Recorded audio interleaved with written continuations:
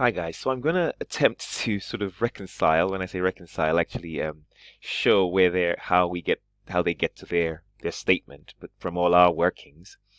So that's goodwill there, of course, starting, which is 245,000. Let's go to our workings.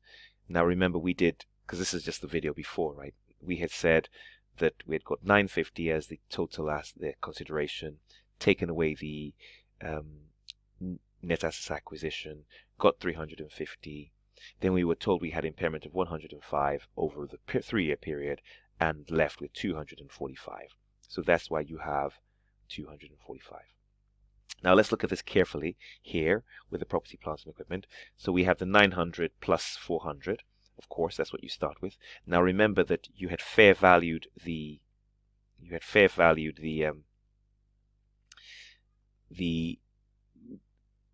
net assets of the subsidiary, of course. So that's the 20. So if you think about it, it was debit assets 20, gone up as correctly and fairly 20. There's no problem with this one. This is not about a transfer, 20.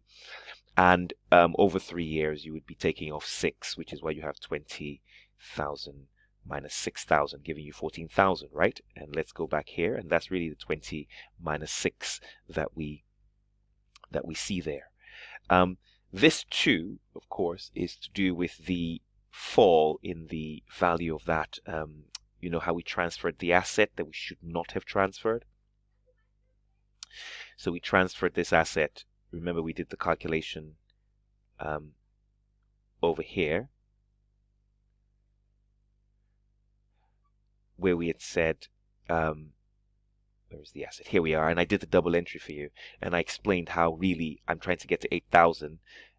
My assets at currently showing at 12 net because I've done 15, right? It's currently showing 10. I've done 15 minus 5, which is 10, but it really should be 8. So I'm going to have to sort of get rid of that 2. So that 2 is really made up of that balance of 3 and 1, isn't it? So that's the gain in sale income statement, and that's the depreciation that I'm sort of adjusting, if you like.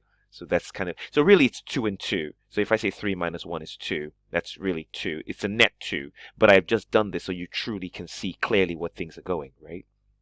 That's the important thing. Okay, great. So that's the 2 coming off here. All right, then what do I have here? I have my current assets, 300 plus 600. That's the 4 from my stock inventory. Now, where was that? I think it was this one where we sort of looked and we said that we have what do you have? We have PUP of 4,000. Really, that's what we have here. We have a PUP of 4,000, didn't we? And we had to sort of get rid of that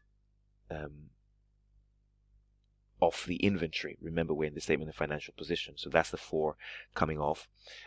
Here, they've done this minus 6 plus 5, which is really minus 1, but really they should. I mean, it's because in here you have the cash and the trade receivable at the same time. I mean, if you know why, because I show you here clearly the movement.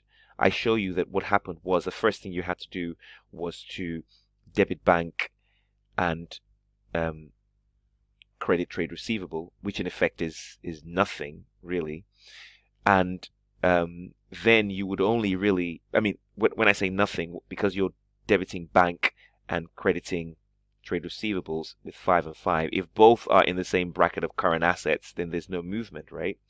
Then that means there's only one left. There's only one kind of 1,000 left in the trade receivables for Santiago.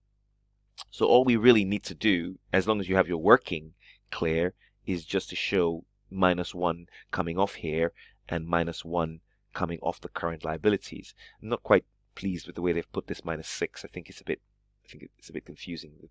Minus 6 plus 5 is not really the best way, I think, to arrange this. But anyway, it's a net minus 1, right? And that's kind of what the story is. And the rest we'll see. All this will work itself out when we come to those areas.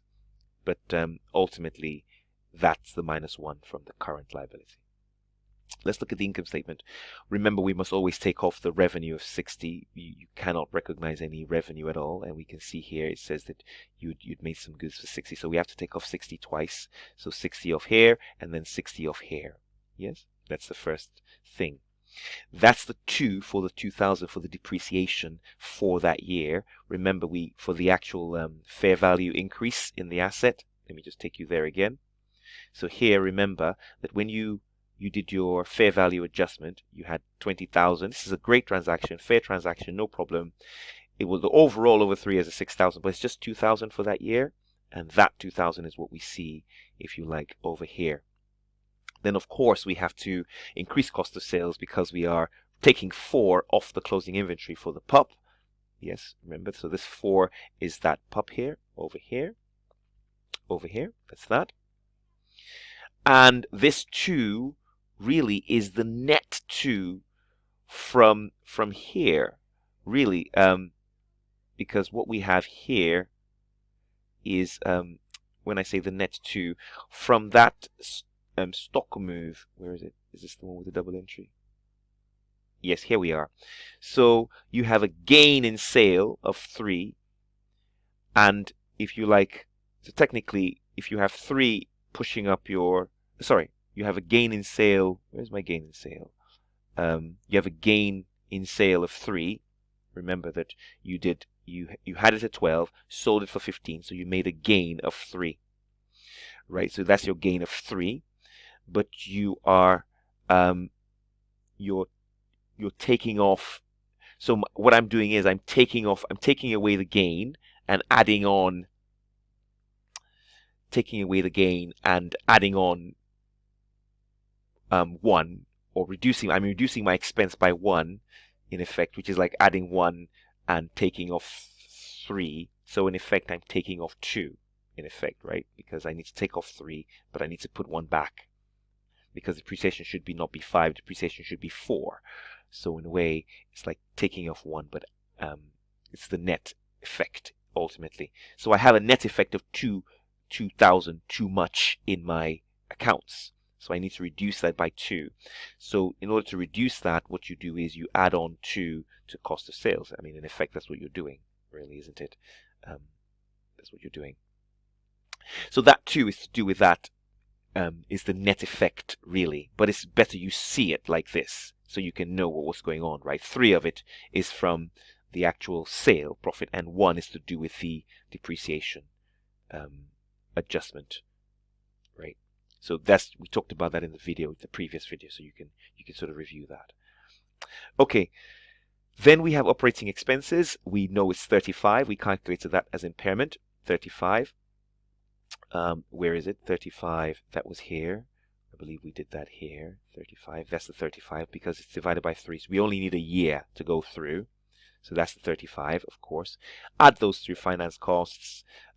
Remember, I did this. I showed you that you're only getting a dividend of 70% of 16. 14 is what you're getting. Remember, because it says that Santiago gave a dividend of 20. You only own 70%. Therefore, and you have investment income of 20. So that means you have to knock out that 14, leaving you with 6.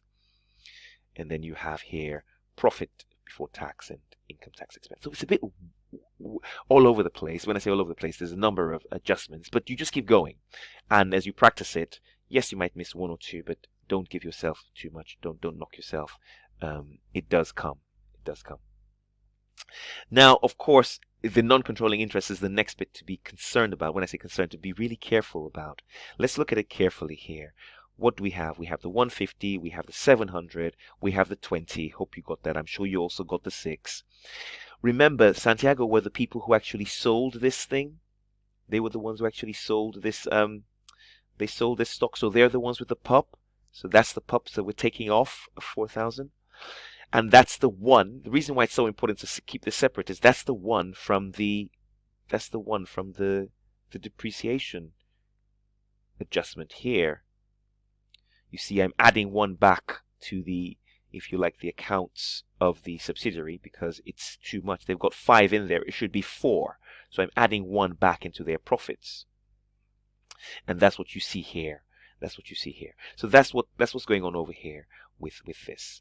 And I think once you've got that, you're there, because ultimately you will have the post-ACC of 261, and that means that, of course, straight away here you're having 30% of 261, and you have 78.3, and then of course you're having 30% of 105, of course, which is your share of the impairment, which is right, because that's so far over the whole period it's 105, and that's your share, and then you have that, don't you? Because that's given to you as at working 3, the fair value plus the post-ACC, your share, and you must also take your share of the impairment. And of course, when dealing with the profit or loss account, that's the profit for the year, but a number of things happen, which is kind of very similar to working 2 in that we're just focusing on the year, right? So you have 100, of course, but then remember that year got affected by 2, which was the depreciation due to the fair value increase, the normal fair value, where it went from 100 to 120. So this is justified. This is that PUP of 1 that we're kind of that came in, the addition, because we had transferred the asset. That's the 4 of, because we sold the goods, so we need in this period, so we need to take that off, and that's your share of the impairment. So from a math point of view, you can just add the 35 in here and then just take all at 30%, and therefore it comes to 18. But like I say, it's a bit finicky, and it's just about taking your time. It does take a lot of time, fair enough, but you do get there with these PUPs. You do get there. This is the only PUP that might have, I accept, would have tripped you, the one on the transfer of assets. I will go through it again, of course, in class, but it's even if that's the only thing you missed, you're fine. You know, these ones we've seen before. We need to take, of course, into consideration. This is just the additional depreciation due to the fair value change in the asset, of course, the first asset, the main asset. This is just the PUP. You sold the goods, so you have retained earnings, and that's the impairment. Like I said, typically it's better to, I like taking this out and dealing with it on its own. So sort of doing NCI on 30% on everything prior to the impairment, and then on the impairment itself. But that's the only thing of 1. But that 1, like I say, is just this bit here. And if you look at my previous video where I explain how we get the 1 here, right? Because depreciation should not be 5, depreciation should be 4. So my double entry must be 3 here, and 2 and 1 here.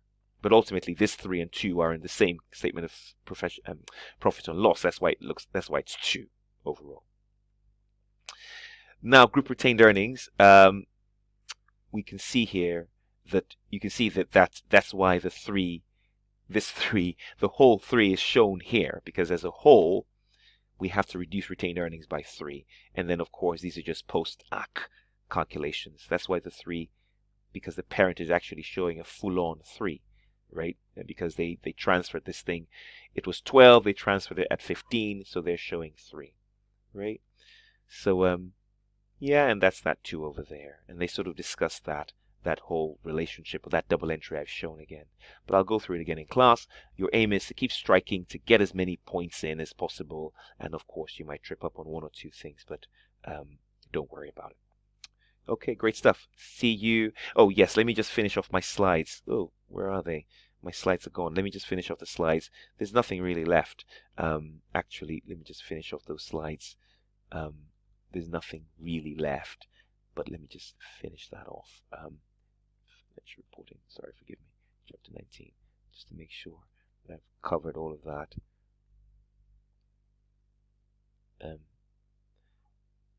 Yes, let me just come back down here. Yeah, so there's just a couple of points here. So typically you can get a question, you will get some group questions, and just some key points that you might have to do some analysis of group companies. So intragroup transactions will be removed from consolidated. These won't be removed from the individual financial statements, so you need to just sort of pay attention to those things that are not at market value. When you're doing your analysis, just be aware, if you like. So remember we have intergroup loans, intergroup purchases. So what's really important is we need to take those out if we want to sort of analyze our ratios, because they're in there. So because, we have these things that are in there that really shouldn't be in there when we come to talk about looking at the group, it's important to take those out.